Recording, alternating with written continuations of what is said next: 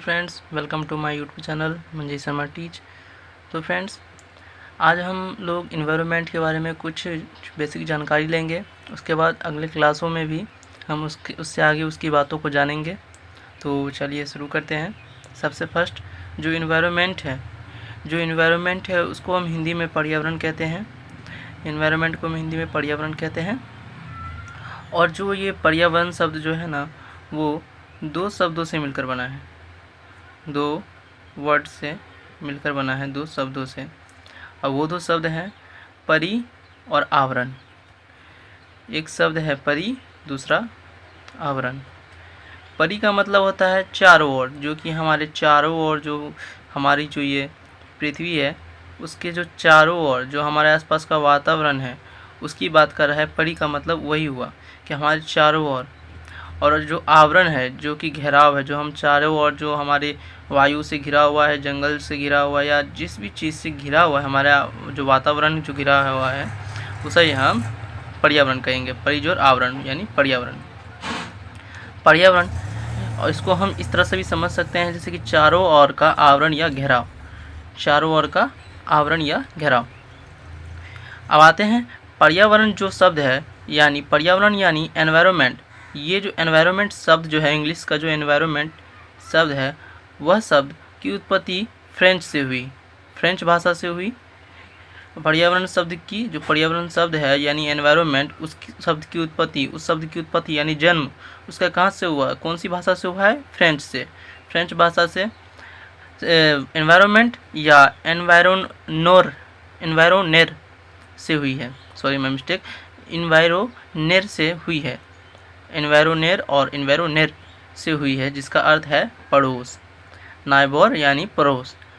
तो हम इतना समझ चुके हैं कि पर्यावरण को इंग्लिश में एनवायरनमेंट कहते हैं। ये दो शब्दों से मिलकर बना है, परि जो आवरण, और परि का अर्थ होता है चारों ओर, आवरण का अर्थ होता है घेराव, और दोनों मिलकर हो जाता है पर्यावरण।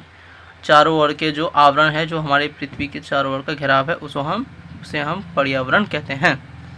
पर्यावरण शब्द, एनवायरनमेंट शब्द की उत्पत्ति जो हुई है, जो पर्यावरण शब्द की उत्पत्ति यानी एनवायरनमेंट जो इंग्लिश वर्ड है उसकी उत्पत्ति फ्रेंच शब्द से हुई है। ये एनवायरोनेर या एनवायरोनेर से हुई है, जिसका अर्थ है पड़ोस। चलिए अब आगे हम बढ़ते हैं। पर्यावरण के घटक के बारे में हम जानेंगे। पर्यावरण के घटक कौन कौन से हैं? तो पर्यावरण के जो घटक हैं, सबसे पहले है प्रकृति, दूसरा है मानव निर्मित, और चौथा है मानव। अब प्राकृतिक में क्या क्या आता है? ये तीन घटक हुए हैं, पहला घटक, दूसरा घटक एवं तीसरा घटक। ये पर्यावरण के घटक है। पर्यावरण के कितने? तीन घटक हैं, तीन घटक। पर्यावरण के कितने? तीन घटक हैं। सबसे पहले बात करते हैं हम प्राकृतिक की। प्राकृतिक यानी जो कि प्राकृतिक चीज़ हो, जिसे ना मनुष्य ने बनाया हो, ना जो खुद बनी हो, जो पर्यावरण से बनी हो, यानी जो प्राकृतिक चीज़ है, जैसे कि वायु जो है वायुमंडल, दूसरा जलमंडल, जलमंडल से जल, जैवमंडल यानी सजीव जिसमें मानव भी आ जाता है, और स्थलमंडल यानी कि हमारी जो भूभाग है जिसमें ज़मीन है, जिसमें हम खेती करते हैं, वो सब हुई स्थलमंडल में आती है। अब चलिए अब हम जानते हैं मानव निर्मित के बारे में। उससे पहले हम जानेंगे मानव के बारे में, मैंने ये थोड़ा उल्टा लिख दिया, सॉरी इसके लिए। ये तीन होगा और ये दूसरा होगा। मानव के बारे में, क्योंकि मानव पहले, उसके मानव ने कुछ निर्मित किया, इसलिए मानव निर्मित के नाम हुआ। तो पहले मानव के बारे में हम जानते हैं। मानव एक व्यक्ति होता है जो कि परिवार बनाता है, समुदाय भी बनाता है, धर्म भी इसने ही बनाया है, शैक्षिक जो चीज़ बनती है, जो शैक्षिक कार्य करता है वो मानव ही करता है, और आर्थिक स्थिति भी इस मानव की ही देखी जाती है। तो मानव इन सभी चीज़ों के साथ रहता है, मानव में ये सभी चीज़ें आ जाती हैं। अब हम पहुंचते हैं तीसरे घटक के पास, जो कि है मानव निर्मित। मानव निर्मित जो कि इमारतें हैं, पार्क हैं, पुल है, सड़क है, स्मारक है और उद्योग है, जो कि मानव निर्मित इस मानव के द्वारा बनाया गया है, इसलिए हम मानव निर्मित इसे कहेंगे। अब आगे बढ़ते हैं। अब हम पर्यावरण का जो है एक जो कि हम इसको कहेंगे परिभाषा, पर्यावरण की परिभाषा, उसको हम देखते हैं। मनुष्य एक विशेष स्थान पर विशेष समय, एक विशेष स्थान पर विशेष समय पर जिन संपूर्ण परिस्थितियों से घिरा होता है उसे हम पर्यावरण कहते हैं। एक विशेष स्थान होना चाहिए, विशेष समय है, और जो संपूर्ण परिस्थितियां जो होती है उसके आसपास उसके साथ घटने वाली जो अवस्थाएं होती है, परिस्थितियां होती है, उसके साथ जो घिरा होता है वह मानव जो घिरा होता है उसे हम पर्यावरण कहते हैं। और ये कहने वाले विद्वान का नाम है C.C. पार्क। C.C. पार्क ने ये कहा है। अब आगे हम देखते हैं, अब कुछ जीके टाइप क्वेश्चन है जो कि जनरल नॉलेज के लिए सही रहता है। सबसे पहले हम देखते हैं कि विश्व पर्यावरण दिवस 5 जून को मनाया जाता है, विश्व जल दिवस 22 मार्च को, और पृथ्वी दिवस जो कि 22 अप्रैल को मनाया जाता है। अब चलिए हम आ गए हैं नेक्स्ट पेज में। नेक्स्ट पेज में हम शुरू करते हैं। पृथ्वी के चारों ओर फैली हुई वायु की पतली परत को हम वायुमंडल कहते हैं। वायुमंडल क्या होता है? जो कि जो पृथ्वी है उसके चारों ओर जो फैली हुई, पृथ्वी के चारों ओर फैली हुई वायु जो है, जो उसकी पतली परत जो है वायु की, वो वायुमंडल कहा जाता है उसे।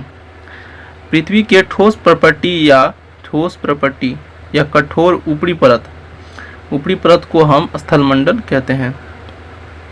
जल के विभिन्न स्रोतों, नदी, जैसे जल के विभिन्न स्रोतों यानी कि जो जिस मतलब कोई भी साधन, एक साधन हम कह सकते हैं उसको, जो स्रोत का काम करता है, जैसे कि नदी, झील, समुद्र, महासागर आदि जलाशयों से मिलकर बने क्षेत्र जलमंडल कहलाते हैं।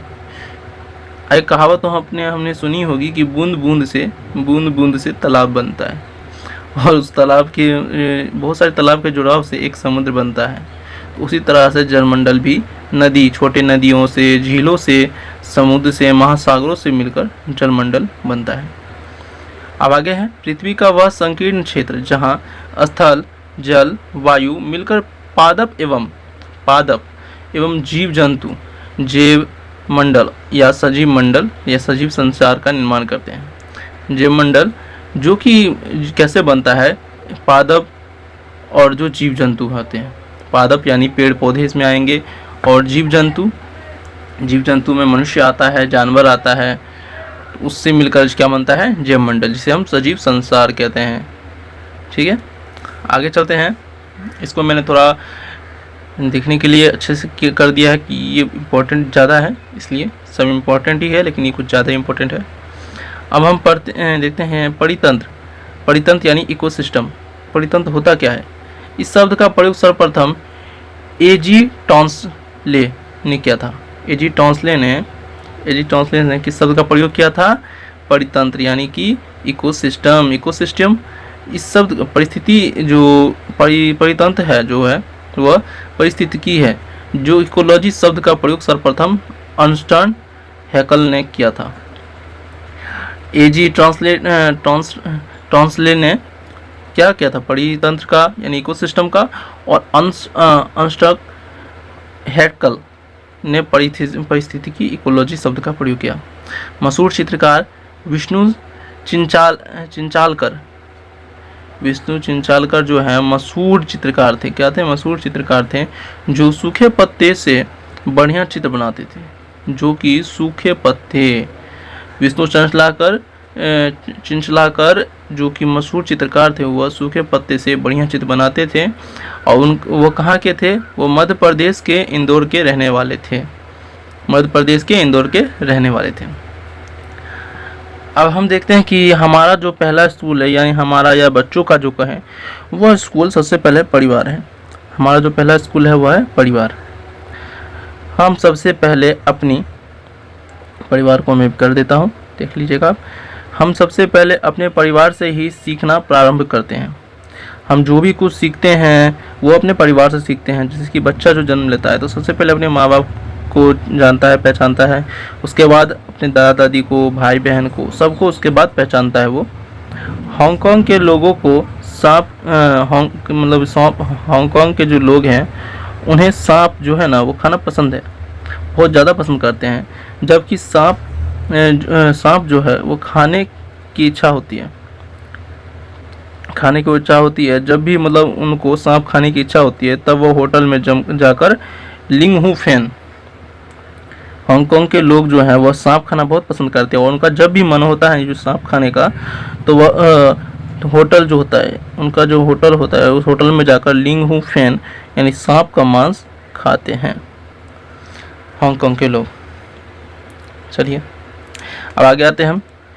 कश्मीर के लोगों को सरसों के तेल में बनी मछली बहुत पसंद आती है, जो कि कश्मीर के लोग जो हैं वह ना सरसों के तेल में बनी मछली बहुत पसंद करते हैं, बहुत अच्छे से खाते हैं। गोवा के जो लोगों को नारियल के तेल में बनी मछली बहुत पसंद है। देखिए यहीं पे अलग हो गया। कश्मीर के जो लोग होते हैं वह सरसों के तेल में, जिसको हम अलग भाषा में कड़वा तेल भी बोलते हैं, और गोवा के जो लोग होते हैं वह नारियल के तेल से मछली जो बनता है ना वो बहुत पसंद करते हैं उसको खाना। चूहों में देखने की क्षमता कम, चूहे जो होते हैं उनमें देखने की क्षमता कम होती है, जो देखने की क्षमता है वो कम होती है, परंतु सूंघने, छूने तथा स्वाद वाली क्षमताएं बहुत तीव्र होती है, बहुत ज़्यादा होती है। चूहों में जो देखने की जो कुछ देखेगा उसकी क्षमता बहुत कम होती है, बट जो सूंघना होता है, जो छूना होता है और स्वाद लेना, ये क्षमताएं बहुत तीव्र होती हैं।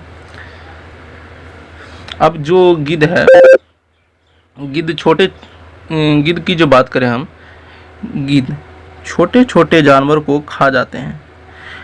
छोटा जो जानवर होता है उसको जो है गिद्ध वो खा जाता है, हम नहीं खाते हैं, गिद्ध खाता है। गुटरगू कौन करता है? वो कबूतर करता है। हरी मिर्च तोता खाता है। काव काव करता है कौआ। कुहू कुहू कोयल करती है। कठफोड़वा का कार्य है, कठफोड़वा जानते हैं? पेड़ के अंदर में जो छेद बनाकर रहते हैं उसमें छिपे कीड़े को खाने और टुक टुक करना, वो कठफोड़वा करता है।